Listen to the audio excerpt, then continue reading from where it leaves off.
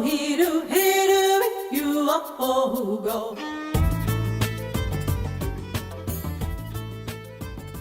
Hi there, welcome to Celtic episode number 18. Today we are going to be talking about bodhrán playing. So many of you know that the bodhrán is an instrument you see in many different Celtic bands, and it's a really fun instrument to play. And I always joke that if you go to a session that you see tons of bodhrán players and just a few fiddle and accordion players, because when you're at a session you get free drink. So anybody can just pick up a bodhrán and start playing for their free pints. But that's not really so. Most of the time when you see bodhrán players at sessions, they're really quite good.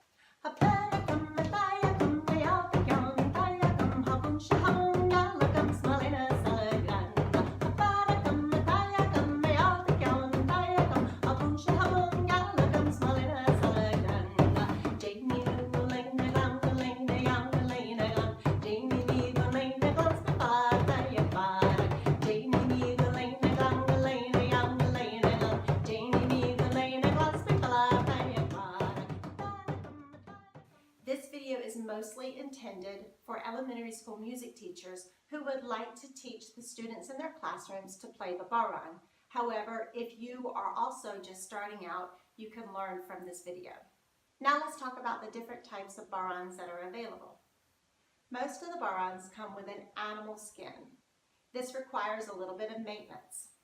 This is one from Walton's, and it's an 18-inch standard size bodhrán. I've linked this in the show notes. If you would like to get your hands on one of these, you can follow that link.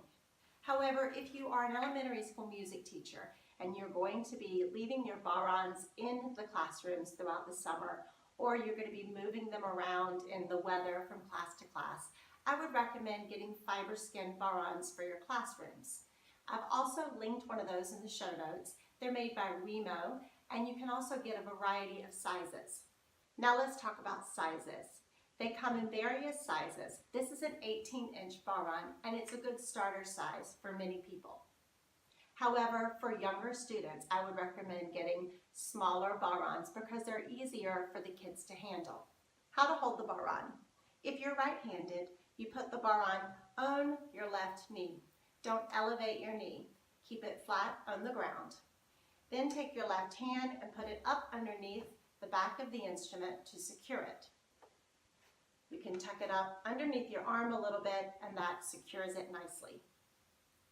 You hold the tipper in your right hand. Hold it like you hold a pencil. When you're ready to play, hold the pencil in towards your chin and bring it down towards your knee. Up, down, chin to knee, chin to knee. When you're ready to bring that towards the bodhrán, you can start very gently.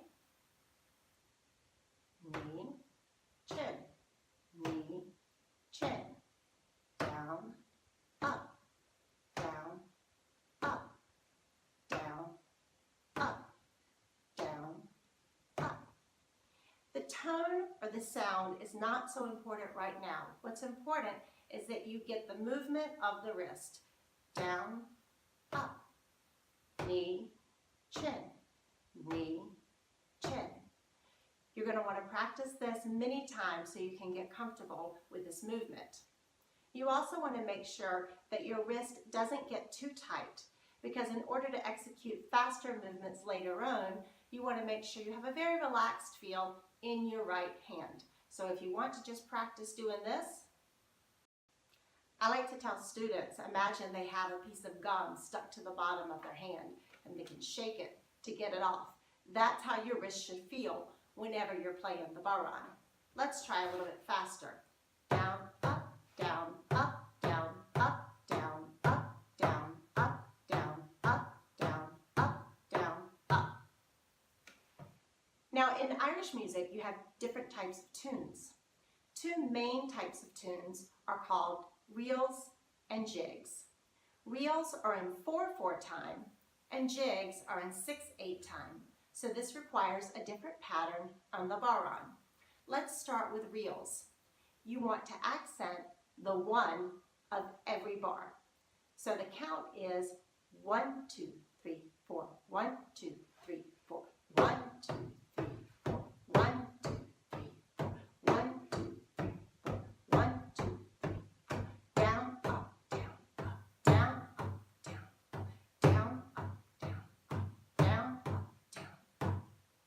practice that, and when you get really good at it, try it along with a tune.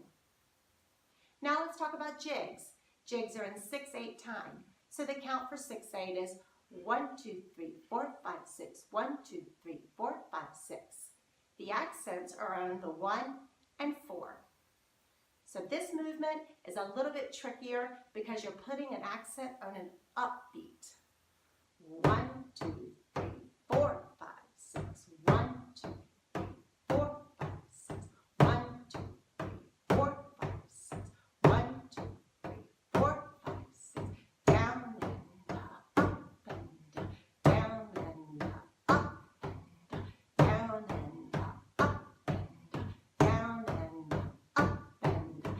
Again, practice this until you get comfortable, and then try playing along with a jig. Once you feel comfortable with the movement, it's important that you can keep a very steady beat. So I recommend practicing with a metronome and then practicing along with a tune. That's it for today's episode. I hope that all of you will rush out and get your bodhráns and start playing. I think it's a great instrument to introduce yourself into Celtic music because you can go to a lot of sessions and start playing and hear a lot of tunes and get familiar with the patterns and the feels that these tunes have. I have a brand new bodhrán that was made by Seamus O'Kane in Ireland. It's a beautiful bodhrán, and I will be very excited when I share it with you at the show Highland Echoes. So if you don't have your tickets for Highland Echoes, please go ahead and grab those tickets. We're touring in November in North Carolina, Virginia, and South Carolina.